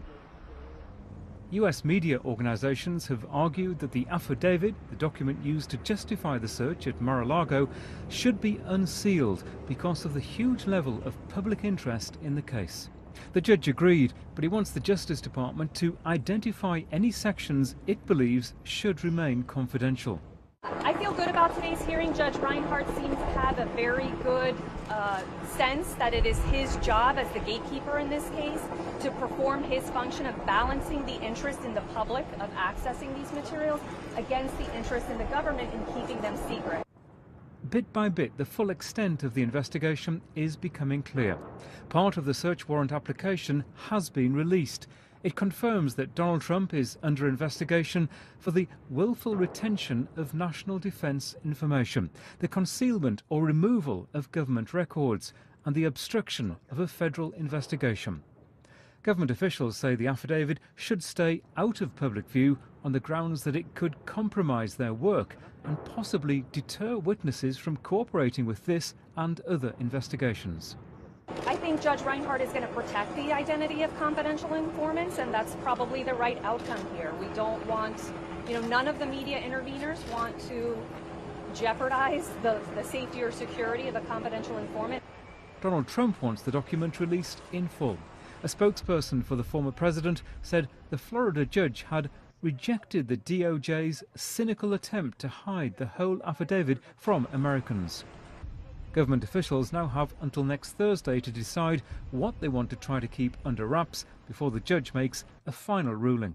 Peter Bowes, BBC News. Well, the man responsible for the Bali bombing back in 2002 has had his sentence reduced for good behaviour and could soon be eligible for parole. Patek, he was sentenced to more than 20 years in prison for his role in the bombings that killed more than 200 people. 88 Australians were killed in the blast, and the Australian Prime Minister, Anthony Albanese, has described the news as distressing. Well, our correspondent Phil Mercer, he's been following the story and joins us from Sydney. Phil, always good to see you. Phil, just remind everybody about the background to this case. This was an atrocity perpetrated on the Indonesian holiday island of Bali in October 2002. 202 people died, among them 88 Australians. But this, Aaron, was an attack that sent trauma all around the world. There were other victims from Indonesia, from the United Kingdom and the United States and other countries as well. And Patek, who was arrested in Pakistan, jailed in 2012 for 20 years for assembling the bombs that exploded in the Kuta district of Bali 20 years ago. So this is a man who's had his sentence cut as part of Indonesia's Independence Day celebrations, and there will be an enormous amount of dismay and anger in Australia and elsewhere that this man could potentially be facing parole only about halfway through his sentence. Yeah, indeed. And Phil, Prime Minister Albanese, the Australian Prime Minister, of course, what exactly is he saying about the fact that, as you just said, I mean, the man convicted could soon be released? Australia has to tread very delicately, diplomatically speaking here, Aaron. Australia and Indonesia have cooperated pretty closely when it comes to counter-terrorism since the Bali bombings of 2002. Mr. Albanese, speaking here in Australia earlier today, said that he would be making diplomatic representations to the government in Indonesia. No doubt those diplomatic channels will express Australia's reservation and dismay that this man could be facing parole. There are reports here in Australia, though, that convicted extremists might not be eligible for the sort of parole that other prisoners in Indonesia might be given. So there is an expectation that a decision will be made soon. And the fear in Australia is that this man potentially could be released before the 20th anniversary of the Bali bombings, only in a few months' time. OK. Phil, always a pleasure. Thanks for the update, and we'll talk to you very soon. Phil Mercer joining us there live from Sydney. Well, here in Britain, a new COVID vaccine that also protects against the Omicron variant will be rolled out from September with, care home residents and housebound people the first to be inoculated. However, if a patient's immune system isn't functioning properly, then vaccines often don't work, meaning they're more vulnerable to infection. Now a new drug to protect high-risk patients is being trialled in Birmingham, where David Gregory Kumar sent us this report. In many ways, Irene and Andrew are people who haven't been able to move on with their lives. They're still locked in the early days of the pandemic because for them, the COVID vaccines don't work. I don't go to as many theatres or cinemas or crowded places. I just avoid them. Well, I was shielded from the beginning anyway, and I've virtually been shielded ever since. I've not been anywhere. And the only people who've been in the house have been family or people who've lateral flow tested before they came. Today, Andrew and Irene will be the second and third people taking part in a trial of a new drug here at the Queen Elizabeth Hospital in Overmap, and it's designed to stop with immune system problems, getting coronavirus in the first place. So how does it work? Antibodies are made by the body to help protect us against infection. People that aren't able to vaccine response, they don't have these antibodies. So this drug is trying to replace the natural antibodies of COVID, and hopefully it will provide that level of protection that the vaccine would have done. In the end, 1,700 patients will take part in this trial. Half will get a placebo, half the new drug. And since the drug has a slight yellow tinge, to make sure nobody knows which is which, it's hidden inside these black plastic bags during the trial. Now, it's important to stress that vaccination is still the best way to fight coronavirus. But for these patients, if this trial is successful, this drug offers them a route back to a much more normal life. If all goes well, we should have some early results, hopefully in about 6 months, and a full report in 2 years' time. David Gregory Kumar, BBC News, Birmingham. OK, let's get some of the other news making headlines. A woman has told a court that the R&B singer R. Kelly abused her hundreds of times before she turned 18. The woman is a key witness at the latest trial of the performer on child pornography and obstruction of justice charges. She said the abuse started when she was 13 after she met Kelly through her aunt, a professional singer who worked with him. A truth commission in Mexico has said that military personnel were responsible for the disappearance of 43 students, either directly or through negligence. The students disappeared from the town of Iguala in the southern state of Guerrero 8 years ago. An official report by the previous Mexican government back in 2015 said the students were arrested by corrupt police and handed over to a drug cartel who killed them.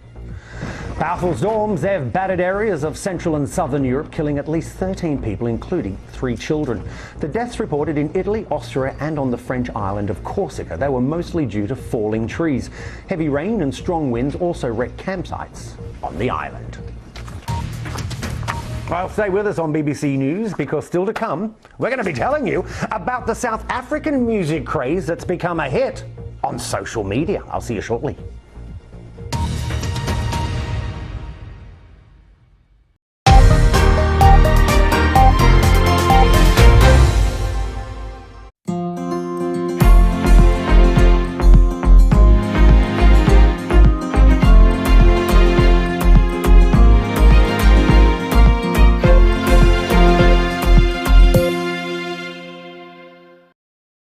Hello, I'm Yalda Hakim. Welcome to the Daily. Martin Croxall. Geeta Gurumuthu. I'm Aaron Hazelhood. Sophie Rayworth. Matthew Amariwala. Any presenter at 7 and 8. The Daily Presenter on BBC News Fans.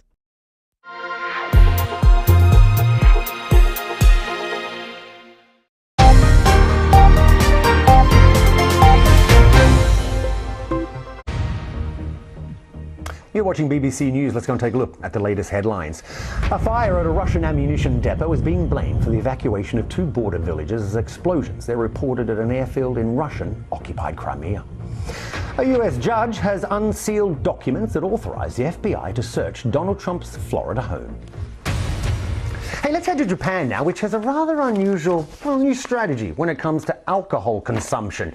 You would generally expect a government to promote less drinking, but no. There, the country's national tax agency has launched a nationwide competition, believe it or not, asking for ideas to encourage people in their 20s and their 30s to drink more alcohol because it's keen to increase its revenue from alcohol tax. Yeah, check it out. Marika Oy has more. Well, for generations, people considered alcohol as part of their daily lives, even at work, believing that going out for drinks may help with business negotiations. But that's been changing because stagnant salaries mean Japan's young adults are not drinking as much alcohol as their parents' generation. And according to the government figures, people are only drinking 3/4 of what they used to in the mid-90s. And that's affecting the country's budget.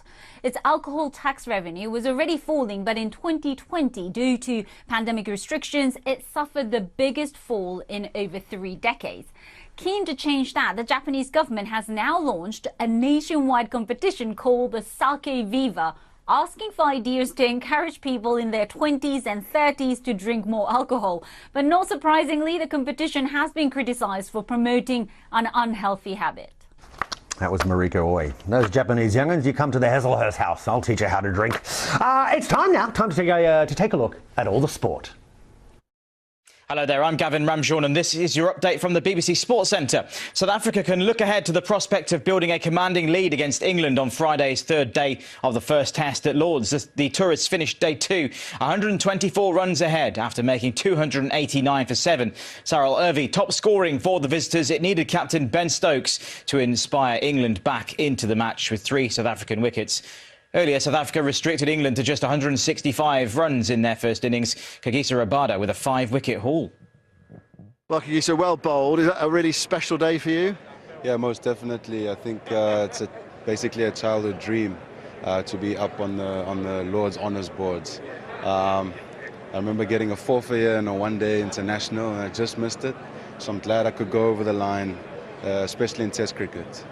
Tennis now, and there was a shock defeat for the world number 1 Iga Swiatek at the Cincinnati Open. Swiatek, who won 6 tournaments in the first half of the year, including the French Open, was beaten in straight sets by the former US Open finalist Madison Keys. World number 1 Swiatek has struggled for consistency since her long unbeaten run was ended at Wimbledon. Keys won 6-3, 6-4, and she'll face the Wimbledon champion Elena Rybakina in the quarter-finals. And in the men's singles, the top seed and world number 1, Daniil Medvedev, is safely through to the quarter-finals. The Russian, who's looking to regain the title he won back in 2019, beat Canada's Denis Shapovalov in straight sets. Medvedev, who's building up to the defence of his US Open title later this month, won 7-5, 7-5 to seal his place in the last 8. And in golf, Keegan Bradley leads after the first round of the BMW Championship in Delaware. It's the second of 3 events which make up the end-of-season playoffs on the PGA Tour. Bradley, the former PGA champion who won this tournament 4 years ago, opened up with a 7-under par round of 64. And he leads by 1 shot from this man, the 2013 Masters champion Adam Scott. Justin Thomas and Shane Lowry are both 5 under par. And Rory McIlroy was 1 shot off the lead at 6 under par when things started to unravel. He put his tee shot at 15 into the water, and that led to a triple bogey. McIlroy finished the day on 3 under par, 4 shots behind the leader, Bradley. And the Vuelta a España starts on Friday. Fewer time trials, steeper hills and 3 stages in the Netherlands await a heavyweight field in this year's final Grand Tour. There'll be no Nairo Quintana. The 2016 champion has withdrawn following his retrospective disqualification from the Tour de France for taking a banned pain medication, Tramadol. He's still eligible to compete in competition, but says he'll spend the next 10 days working on his defence to appeal against the decision after denying he's used the drug in his career. You can get all the latest sports news at our website, bbc.com/sports. But from me, Gavin Ramshorn, and the rest of the sport team, we'll see you next time. Good on you, Gav. OK, let's take a look at that. What are you looking at there? I tell you what, it's a weird new building. It's causing quite a stir in Bristol. That's in the west of England. It was created to show people how they could potentially live on Mars, but with the additional aim of making them think about how they can live more sustainably on Earth. Wendy Urquhart has this report. Space has always been a source of curiosity, and experts have often talked about the possibility of living on the Moon or Mars. A new project